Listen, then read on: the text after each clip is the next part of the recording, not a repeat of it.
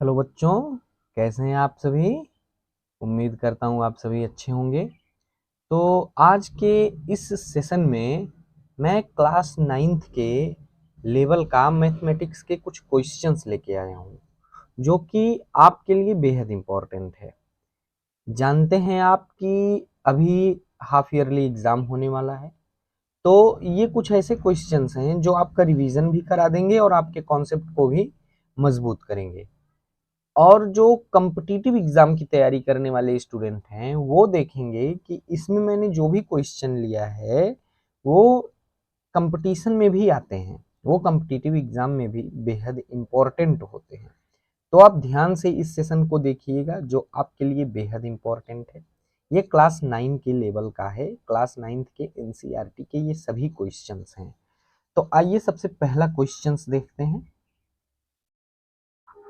पहला क्वेश्चन है कि इसमें कुछ मैं टर्म दे रहा हूं जिसकी आपको परिभाषा बतानी है। जैसे हो गया समांतर रेखाएं।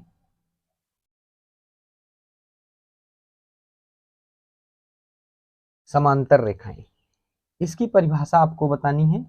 तो हम जानते हैं कि ये एक रेखा, ये एक रेखा समांतर होती है अगर चाहे इस साइड से इसको बढ़ाया जाए, चाहे इस साइड से इसको बढ़ाया जाए, चाहे इस साइड से, चाहे इस साइड से, मतलब दोनों रेखाओं के किसी भी बिंदु से आगे बढ़ाया जाए, लेकिन ये दो रेखाएं कहीं भी एक दूसरे को स्पर्श ना करें या प्रतिच्छेद ना करें, तो ऐसी रेखाएं क्या कहलाती हैं? समांतर रेखाएं कहलाती हैं। तो यही लिखेंगे कि ऐसी दो रेखाएं, ऐसी दो रेखाएं जो किसी भी बिंदु तक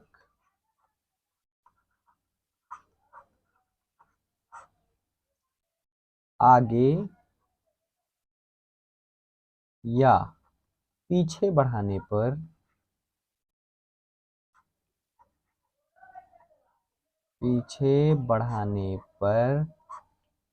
एक दूसरे को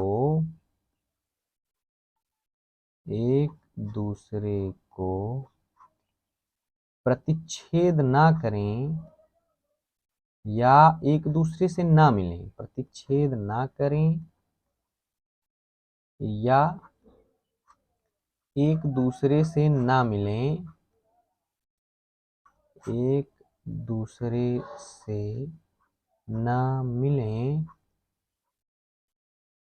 तो इन्हें क्या कहेंगे? समांतर रेखाएं कहेंगे। समांतर रेखाएं कहेंगे। दूसरी परिभाषा है लंब रेखाएं।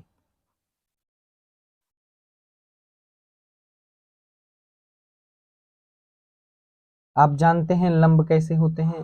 ये एक रेखा हो गई, इस पे ये रेखा लंब है और यहाँ पे क्या बनता है? 90 डिग्री। तो लिखेंगे ऐसी दो रेखाएं,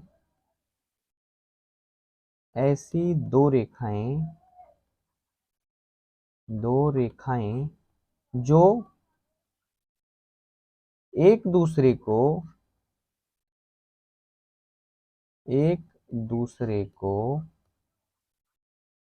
केवल एक ही बिंदु पर प्रतिच्छेद करें, एक ही बिंदु पर प्रतिच्छेद करें और समकोण बनाएं या 90 डिग्री बनाएं और समकोण बनाएं, तो क्या कहलाती हैं? वो कहलाती हैं लंब रेखाएं। ऐसे ही एक परिभाषा है बहुत सिंपल सी, रेखाखंड किसे कहते हैं? रेखाखंड ये होती है रेखाखंड जिसमें दो अंत होते हैं। यहाँ पे इसको ए ले सकते हैं, इसको बी ले सकते हैं। तो ऐसी रेखा जिसके दो अंत बिंदु हों, दो अंत बिंदु हों, वो क्या कहलाता है? रेखा खंड कहलाता है। वृत्त की त्रिज्या, इसकी परिभाषा क्या होगी अगर पूछा जाए? तो आप जानते हैं कि वृत्त क्या होता है। तो वृत्त के केंद्र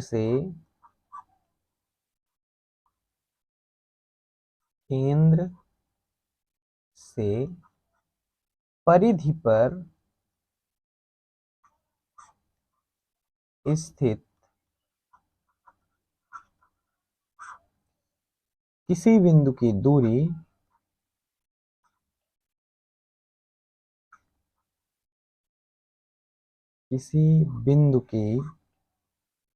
दूरी वृत्त की त्रिज्या कहलाती है। वृत्त की त्रिज्या कहलाती है। ये कुछ परिभाषा थी, उम्मीद करता हूं आपको समझ में आया होगा। ऐसे ही एक क्वेश्चन आता है कि यूक्लिड जो थे मैथमेटिशियन, यूक्लिड, उनकी पांचवी अभिधारणा क्या थी? फिफ्थ अभिधारणा, इसके बारे में आपको बताना है। पांचवी अभिधारणा क्या थी? तो यूक्लिड कहते थे कि मान लो दो समांतर रेखाएं हैं, ठीक, और उन्हें एक तिर्यक रेखा इस प्रकार विभाजित करे कि एक ओर के अंतःकोण, ये मान लो x है, ये y है, इनका योग क्या हो? 180 डिग्री से कम हो। तो जिस तरफ योग 180 डिग्री से कम नहीं होता है, उन तरफ की समांतर रेखाओं को आगे बढ़ाने पर वे किसी बिंदु पर एक दूसरे को क्या करती हैं? प्रतिच्छेद करते हैं। समझ में आया? ये था यूक्लिड की पांचवी अभिधारणा। अब आइए अगले क्वेश्चन पे चलते हैं। अगला क्वेश्चन है कि एक त्रिभुज है, ये कोई त्रिभुज है ए बी सी, ठीक, आप इसका कुछ भी नाम ले सकते हैं। ये एंगल और ये एंगल बराबर है, तो आपको दिखाना है ये वाला एंगल बराबर ये वाला एंगल, यानी x और y अगर हम इसको ले लें तो आपको सिद्ध करना है कि x बराबर y होगा, जबकि एंगल B और एंगल C क्या है? बराबर है।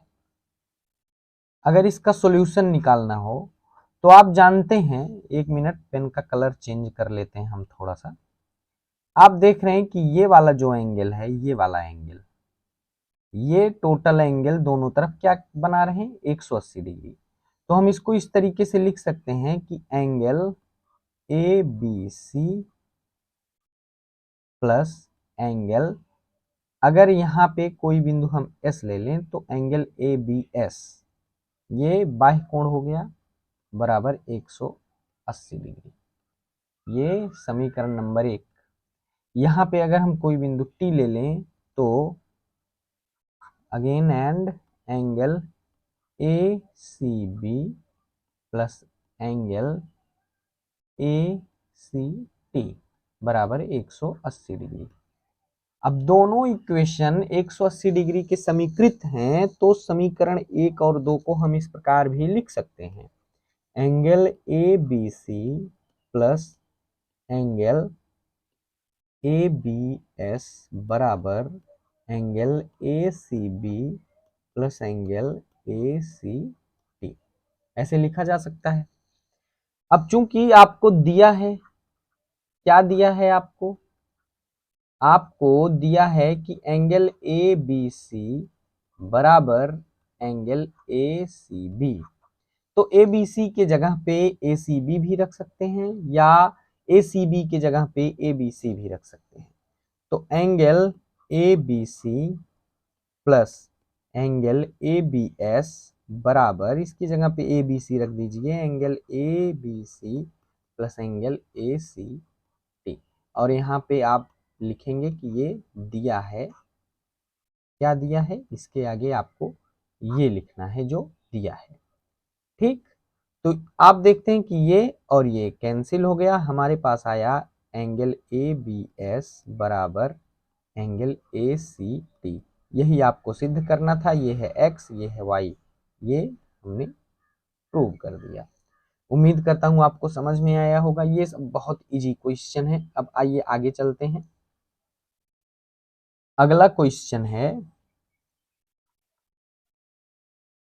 त्रिभुज ए बी सी में भुजा बी सी को बिंदु डी तक बढ़ाया गया है। ये ए बी सी है, ए बी सी, और इसे बिंदु डी तक बढ़ाया गया है। एंगल बी ए सी, ये वाला एंगल, पेन का कलर चेंज कर लेते हैं, ये वाला एंगल कितना है, ये है 60 डिग्री। और एंगल ए सी बी, ये कितना है, ये है 40 डिग्री। तो आपको निकालना है एंगल ए बी सी ये और एंगल ए सी डी ये, इसका योग। ठीक, और ये दिया है x डिग्री, ये दिया है y डिग्री, तो आपको निकालना है x प्लस वाई का मान क्या होगा। आइए हम देखते हैं। हम जानते हैं, वी नो दैट, त्रिभुज के तीनों अंतः कोणों का योग क्या होता है, 180 डिग्री, यानी angle A plus angle B plus angle C बराबर 180 डिग्री। एंगल ए आपको दिया है 60 डिग्री, एंगल बी आपको दिया है x, और एंगल सी आपको दिया है 40 डिग्री बराबर 180। एंगल दिया है ना, तो इसको इस तरीके से लिखेंगे।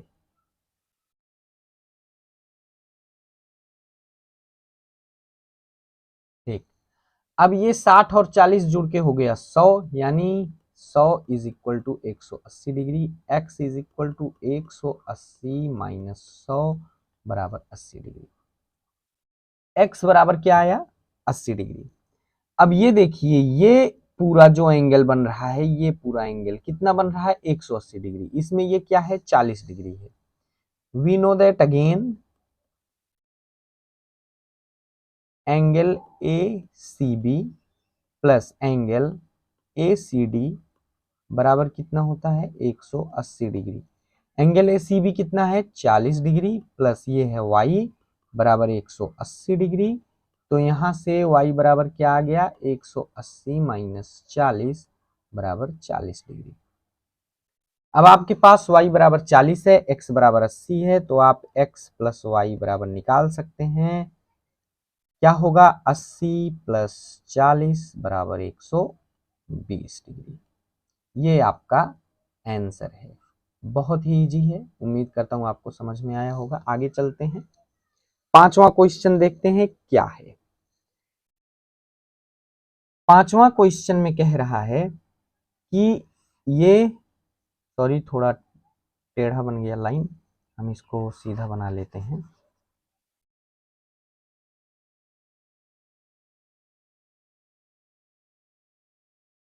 ये एक लाइन है, कलर चेंज करते हैं फिर बनाते हैं। ये एक लाइन है और ये एक लाइन है, और इसे कोई एक तिर्यक रेखा इस प्रकार विभाजित कर रही है। यहां पे एंगल x दिया है, यहां पे एंगल y दिया है, ये वाला एंगल कह रहा है 50 डिग्री है, और ये वाला एंगल कह रहा है 30 डिग्री है। तो x और y का मान निकालना है और सिद्ध करना है कि अगर ये a है, ये b है, ये c है, ये d है, तो x और y का मान निकालना है और सिद्ध करना है कि AB पैरेलल CD, ये आपको सिद्ध करना है। आइए देखते हैं, ये पूरा एंगल कितना बन रहा है, ये पूरा एंगल ये पूरा एंगल बन रहा है 180। तो अगर ये मान लेते हैं P है कोई और ये कोई बिंदु O है, तो angle AOP plus angle AO, और ये मान लेते हैं कोई बिंदु है Q, एंगल AOQ बराबर कितना है 50 प्लस x, और इसका मान कितना है 180, और ये हो गया 50 प्लस x, तो x बराबर हो जाएगा 130 डिग्री। यानी यहाँ पे क्या आया, ये 130 डिग्री।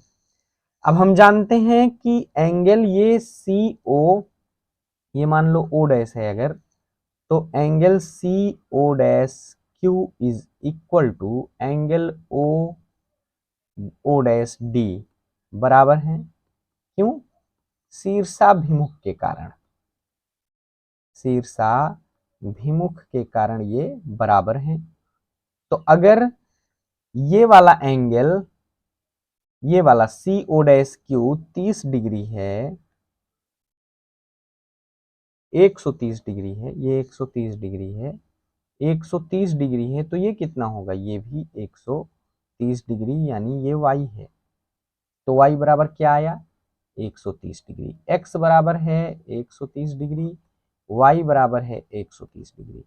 आप देख सकते हैं कि x और y के मान बराबर हैं, और ये अगर बराबर हैं तो ये एक एकांतर कोण भी बना रहे हैं। तो यहाँ पे हम लिखेंगे, चूंकि x बराबर y बराबर एकांतर कोण है, तो एकांतर कोण हमेशा दो समांतर रेखाओं के इधर उधर ही बनता है, यानी ये एकांतर कोण है। अतः AB पैरेलल CD, अगर ये दोनों एकांतर कोण हैं तो AB और CD पैरेलल होगा ही, इसीलिए PQ एक तिर्यक रेखा होगी, तभी एकांतर कोण का निर्माण होगा। ये हो गया प्रूव। उम्मीद करता हूं आपको ये समझ में आया होगा। अब आइए अगला क्वेश्चन देखते हैं। ये बहुत ही अच्छा क्वेश्चन है। इसमें एक लाइन ये दी हुई है और एक लाइन ये दी हुई है। यहां से इसको ड्रॉ किया गया है और यहां से इसको ड्रॉ किया गया है।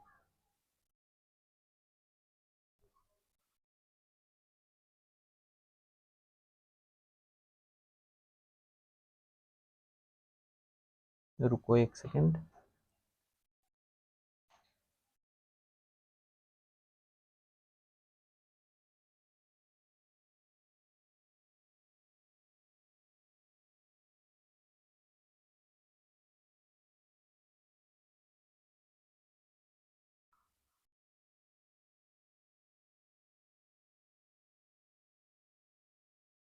हाँ, ये देखिए ऐसी ही कोई लाइन दी गई है।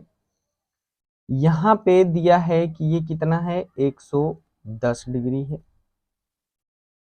और ये कितना है 130 डिग्री है। तो आपको ये वाली वैल्यू निकालनी है। मान लीजिए ये है x डिग्री, तो आपको x डिग्री का मान निकालना है। तो इसको हल करने के लिए हमें इसमें कुछ रचना करनी पड़ेगी। यहाँ से एक लाइन आगे ड्रॉ करनी पड़ेगी, और अगर हम इसको P लेते हैं, इसको Q लेते हैं, इसको R, इसको S, इसको T और इसको K मान लेते हैं, तो आप देखते हैं कि ST पैरेलल RK है। इसलिए इन दोनों कोणों का योग क्या होगा 180 डिग्री होगा, तो ये क्या होगा 50 डिग्री। समझ में आया। Angle KRS is equal to क्या आ जाएगा 50 डिग्री। अब इसी प्रकार से आप आगे देख सकते हैं PQ पैरेलल है RK के, तो इस प्रकार से ये वाला एंगल यानी एंगल PQR बराबर एंगल QRK, क्यों बराबर होगा, एकांतर कोण के कारण, एकांतर कोण के कारण। और P क्यू आर कितना दिया हुआ है 110 डिग्री, क्यू आर के क्या है x डिग्री प्लस 50 डिग्री। तो यहाँ से x डिग्री का मान निकालेंगे 110 माइनस 50 आ गया 60 डिग्री, x बराबर 60 डिग्री। ये क्लास 9th के एनसीईआरटी के कुछ बेहद इंपॉर्टेंट क्वेश्चन थे जो कि हाफ ईयरली एग्जाम के लिए बेहद इंपॉर्टेंट हैं, कंपटीशन के लिए भी बेहद इंपॉर्टेंट हैं। जो बच्चे एक अच्छा अपना मैथमेटिक्स का कॉन्सेप्ट करना चाहते हैं ज्योमेट्री में, उनके लिए भी ये एक अच्छे अच्छे क्वेश्चंस थे। उम्मीद करता हूँ आपको समझ में आया होगा। आपको ये मेरा सेशन कैसा लगा मुझे जरूर बताइएगा। मैं फिर मिलूंगा आपसे, तब तक के लिए नमस्कार, जय हिंद, वंदे मातरम।